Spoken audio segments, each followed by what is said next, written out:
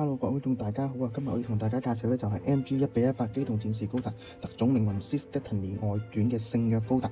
咁呢部聖約高達咧就係跟得 Six Destiny 外傳嘅衍生機體啦。咁佢同迷惘高達都係外傳型機體啦。你可以見到佢嘅外形咧同迷惘都有幾分相似嘅。呢個聖約高達咧係澤多軍咧就用突擊高達嘅突擊高達背包系統嘅數據咧而研究出嚟嘅一部機體啦。咁呢部機體隨後咧就亦都為列渣古幻影系統咧就作出咗貢獻嘅。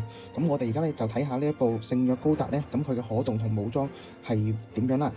OK， 咁聖約高達咧最主要嘅武裝咧就係背包啦，咁神兵型攻擊者背包啦，咁呢個背包咧就係集攻防同埋推進於一體嘅背包嚟嘅。咁另外一個咧就係複合型弓盾系統啦，咁你可以見到咧呢個盾牌結構咧同閃電高達係類似嘅，但係不同之處咧就係佢呢度係配備有實彈嘅同埋雙重手槍嘅。咁其餘武裝咧就係火神炮啦，同埋腰部兩把光速軍刀嘅。咁武裝就大概係咁上下噶啦。咁我而家睇下呢個聖約高達嘅可動啦。咁作為 MG 嚟講咧，呢部聖約高達咧，其實佢骨架咧好大部分都係源自於remaster 版嘅 MG 突擊高達嘅，加上佢外甲咧都混合咗少許迷惘高達嘅要素，咁所以咧佢個可動咧係唔錯嘅。咁首先頭部啦，咁頭部咧就左右移動啦，上下啦，咁啊注意翻，因為後邊咧佢頭部呢度有個夾位咧，咁就傾仰嘅時候幅度咧就冇預期中咁大啦。咁左右扭動咧都係 OK 嘅。咁啊因為佢呢度咧就有一個二重關節啦，咁你就可以做一個輕微嘅前後去調整翻嗰個角度嘅。咁手啦，咁抬手部分啦，咁肩胛咧就係獨立關節嚟嘅，咁啊可以有一定程度嘅活動啦。咁然後你抬手咧就係都可以成個手臂旋轉啦。咁 MG 一定有嘅程度啦。咁呢度咧就可以打開啦，然後旋轉，跟住二重關節，咁就可以一個非常之唔錯嘅抬臂動作嘅。咁至於手腕部分啦，咁都係沿用於大家一般用開嘅波章設計啦，咁就唔太大嘅特別嘅。咁啊到身啦，咁啊身咧就沿用翻MG Remaster 突擊啦，咁所以咧佢就有一定程度嘅前後啦，同埋左右傾側嘅。咁留意翻啦，佢入邊咧都有非常之細微嘅 detail 啦。咁如果係中意玩內購師兄咧，就可能要噴埋邊咁先至好睇嘅。咁之後呢個身體就冇太多嘅特別啦。咁跟住咧就到裙甲位啦。咁裙甲咧左右裙甲咁嘅幅度唔大嘅，因為咧佢呢度有光速軍刀咧就頂住咗嘅。咁啊前裙甲咧係獨立嘅，可以兩塊都掀開啦。而後裙甲咧都係獨立可以掀開嘅。咁啊到腿部啦，咁腿部咧就踢腿動作。咁佢咧由於前裙甲咧嘅干涉幅度比較大啊，咁所以咧佢踢腿咧唔算太誇張，咁就去到呢個程度啦。咁到屈膝啦，咁屈膝咧佢有雙重結構啦。咁屈膝呢度咧就比較驚喜嘅。咁你可以見到啦，佢屈膝呢度咧除咗雙重關節之外咧，佢嘅膝部呢度咧亦都做咗一個連動嘅機關嘅。咁所以咧喺大家做屈膝動作嘅時候咧就唔會太過突兀啦。咁仲有咧就係大腿部分啦，佢呢度咧就採取一個滑動嘅卡榫設計啦，咁就可以令你喺屈膝嘅時候或者抬腿嘅時候咧，就可以擺出一個更加自然嘅狀況啦。咁你可以向下咧，咁啊露出更多嘅大腿啦。咁你去做一個屈膝嘅動作嘅時候咧，就可以更加流暢同埋一個非常之驚豔嘅程度啦。咁啊到小腿啦，咁小腿呢個護甲咧，咁啊前後嘅，咁啊前甲咧就有輕微嘅可動啦，咁後方咧就都有一個好輕微嘅可動嘅，但係幅度係唔大嘅。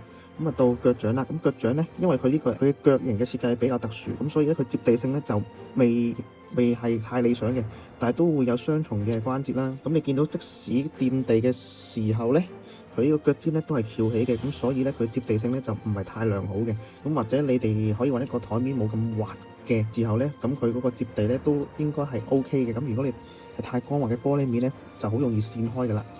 好，咁啊聖約高達咁啊最重要就係佢嘅武器系統啦。咁佢呢個複合弓盾系統啦，咁我哋可以見到佢呢兩邊咧係獨立可動啦，內藏兩把小手槍啦。小手槍咧係可以拆卸落嚟嘅，咁啊一個普通嘅卡扣卡住嘅啫，兩把都可以拆落嚟使用嘅。咁跟住咧就到呢度啦，黃色兩個爪咧，咁啊可以前後作扭動嘅。咁至於三支尖爪咧，咁亦都有一個獨立嘅關節去展示出嚟嘅，咁就好似手指一樣啦。咁同埋一個盾牌呢個尖刺咧，咁就佢又冇咩任何可動件嘅，咁咧亦都可以射出，咁又駁翻條鋼線入去嘅。咁呢個就係複合弓盾系統啦。然後另外一個特色咧就係佢背包啦，咁就係神兵型攻擊者背包啦。咁呢個背包咧最大嘅特色就係佢既可以係聖約高達嘅推進器啦，亦都可以射擊嘅推進器啦，同埋最大特色就係佢可以變成一個巨大嘅爪狀附於左手。好，咁我示範一下啦。咁佢呢度咧就有卡扣嘅，咁就同突擊高達非常相似嘅，咁都係啦，卡翻入去佢嘅背後嘅呢個筍位啦，咁就 OK 噶啦。咁跟住咧，如果你想進行飛行嘅時候咧，只要向後啦，然後將佢嘅機翼打開，咁就 OK 噶啦。咁跟住咧，呢4個獨立勾爪咧係有關節嘅，咁但係留意翻呢個勾爪咧係用絲扣嘅，咁絲扣咧就非常之脆弱嘅，咁各位升樓嘅時候咧就可能真係要小心啲啦。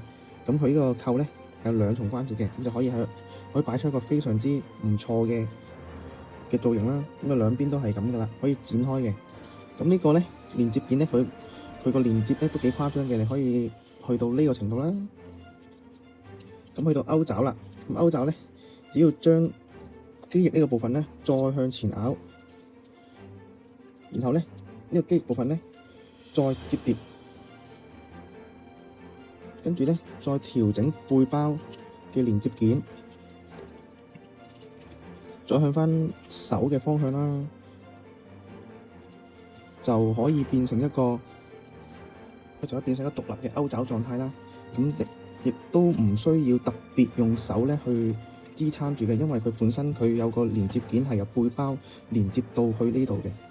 咁你可以見到類似一個爪嘅形狀啦。咁呢個咧就係聖約高達最大特色嘅2樣武器啦。好，咁我認為咧聖約高達咧，咁佢呢部咧都係一個唔錯嘅機體嚟嘅。咁佢同時兼備咗 MG Remaster 突擊嘅內購啦，亦都有迷惘高達嘅感覺啦。咁兩者混合出嚟咧，都非常之有型嘅。咁有興趣嘅師兄咧就可以買翻去玩下啦。